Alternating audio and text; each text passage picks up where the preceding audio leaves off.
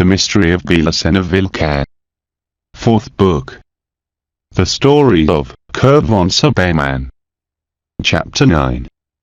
At the next morning, I woke up with the present remembrance of the last concepts exposed by Uncle Kurt, the previous night, that were clarifying slow but effectively the mystery in which I was immersed. For now, it was already sure that my uncle shared the same occult philosophy of BELICENA VILLCA, the Hebrew wisdom, and that the same was revealed to him during his career as officer of the Waffen SS. This was more than I could dream about when I came to Santa Maria. And there was also the matter of the sign. Not only Uncle Kurt knew the existence of the sign, but he confirmed me that he, as I was carrier of the same. There were no doubts then that, just as the Ophites, BELICENA VILLCA had perceived it, in my ears, or wherever was located, and that had made her decide to write her incredible letter. And as in the case of the Ophites, as in the one of BELICENA VILLCA, the death had intervened relentlessly, as if you would have been an unavoidable actor in the drama of one signalized by the sign. "Good morning, sir, I come to clean your head," said the old woman, circumstantially nurse. "I've bought what you asked for. Look, sir." She was lifting a razor of refulgent sharp-edge utensil that had requested with the intention to shave my head, already shaved in part by Dr. Palacios, around the wound. Once finished the cure, which consisted to clean the cicatrix and dye it with a red tincture of iodine, the old one was dedicated to the task to shave my head, concession made at checking the impossibility to do it by myself with just one hand. Half an hour later, exhibiting the skull perfectly shaped as a bonnet of Indochina, I was eating the nourished breakfast that the old woman served me. "At this rate you'll be fine soon, sir," said the old woman, delighted by the way in which I devoured the victuals. "Yes, but with many kilograms more," I replied without stop eating. At the 9 o'clock Uncle Kurt went up to my room. "How are you, Nif? Are you ready to hear another part of the story?" "Yes, Uncle Kurt," I replied. "I am anxious, really anxious to hear what you've to tell." He settled down in the hammock chair and began to talk. When the first week of August of 1933 ended, we left towards Berlin by train. Rudolf Hess and Isa, instead, would go to Munich by car, and thenceforth would arrive to Berlin in a plane, with the Führer, Göring, and many personalities of the Third Reich, who ended their vacations.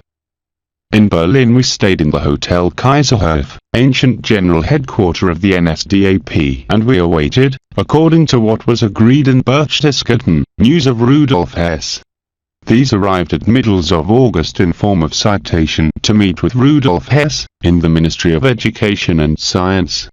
We had to be prepared at 7 hours of the next day in the hotel, because we would be picked up by an official vehicle. At the 7 o'clock, arrived the SS officer Pap, to whom we knew for being guard of Rudolf Hess in Berchtesgaden, in a car with uniformed driver of the SA. "Herr Hess is waiting for you in the Ministry of Education and Science. I have left him there before coming for you," said the SS. We arrived in some minutes, and we were guided by the SS, to a door in which was read Nepal National Direction. We entered.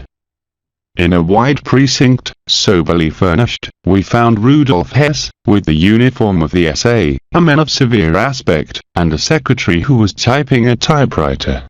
All stood up when we arrived. "Professor Joachim Echt, I present you the Baron Ronaldo von Subeman," said Rudolf Hess. "Baron von Subeman, you're in front of Joachim Echt, National Director of the Nepal." Rudolf Hess completed the presentation. While they were shaking their hands, Rudolf took the floor. "I've been discussing the ingress of Kurt with Herr Professor, and, even for the lack of vacancies, we have reached an agreement. He will be incorporated to the first Nepal in Lisa, to integrate the selective body of Oriental studies." My destiny was apparently resolved. The Professor Ept was observing me carefully. He finally spoke. "Young Kurt von Subeman, I have understood that you dominate many languages. Can you tell me which of them, he asked. Yes, Herr Professor. Apart from my natal languages Arab, English, and German, I speak French and Greek, I replied shyly. 5 languages are more than enough to ingress to the Nepal of VILLCA, said Professor Ept, but we are interested in your dominion of the Arab. Are you disposed to study other languages of the Middle East or Asia, let's say, for example, Turkish or Russian? Yes. I'd like to learn other languages, and I am disposed to study whatever suits to serve the homeland.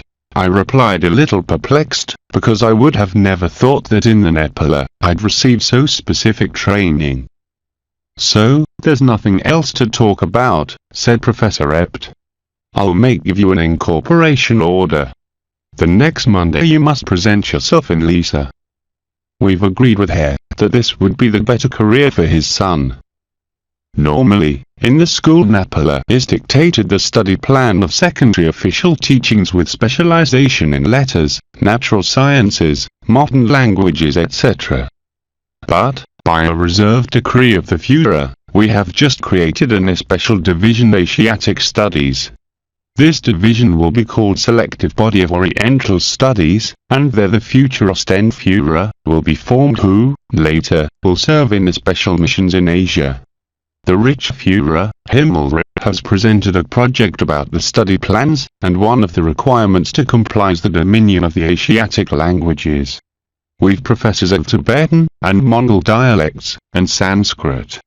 The young Kurt can be a good assistant for the professor in Arab, what is an advantage for all. It will be 3 intensive years in the Nepal that will be completed later, if our plans are realized, with a posterior training in the SS. This is a confidential information that I reveal to you by the only fact that Herr Hess endorses his decision. I understand that, being you in Egypt, could never take care appropriately for the welfare of your son. Have you thought to whom you will delegate the responsibility of the tutorship? Asked Professor Ept. Dad and Rudolf Hess looked each other and, thereupon, he moved the head in silent acceptation. I'll take care of the young Kurt, said Rudolf Hess. Dispose the necessary documents for this formality. So, it is all solved, said Professor Ept. Are you agree, Baron von Subeman? Absolutely agree. I could never find another best tutor for my son, neither exists in Germany anyone in whom I trust more than in Rudolf, said Dad, who was still moved by the gesture of Rudolf Hess. Moments later, an efficient secretary was preparing a personal file in my name, was storing the sworn declarations of Rudolf Hess, and my father and was giving me a clothes packet that I had to deliver in VILLCA, at presenting myself there the next Monday. Heil Hitler! Said Professor Joachim Ept and Rudolf Hess, with one voice, when they bade farewell each other interchanging the ancient Roman salute, raising the right arm and collide the heels. In the stairs of stone of the Minister of Education and Science, occurred another farewell, but, this time more painful, because Dad and Rudolf Hess appreciated each other profoundly. The multiple occupations of Rudolf Hess made difficult to fulfill the interview, so they decided to bid farewell right there. See you soon, estimated Ronaldo, said Rudolf to Dad, helpless by his habitual shyness to be more expressive. I'll miss you. You are one of the few real friends that I have, and it is always a joy to be with you. Don't worry for Kurt, I'll take care of him. As his tutor, I'll be warned immediately about any novelty that could appear. And you, Kurt, said Rudolf Hess referring to me, do not stop talking me about the necessities or problems you could have. Take this card. He gave me a rectangle of paperboard with the eagle of the Third Reich in relief. You can call to the telephone that appears there, and request my presence or transmit your demand to the SS Obersturmführer Papp, to whom you already know. He descended an echelon, as was his custom to take distance to see the interlocutors, and he saw us with sad eyes, while in his mouth a barely shy smile. See you soon, family von Subeman, Heil Hitler, he said, and, after a hug with Dad, we left towards opposite directions. We employed the rest of the week to acquire clothings and diverse elements that I'd need of. My internment in Nepal of Lisa. The next Monday, after effectuating the correspondent presentation to a secretary, with brown shirt uniform of the SA, I said goodbye to my father to begin a new life.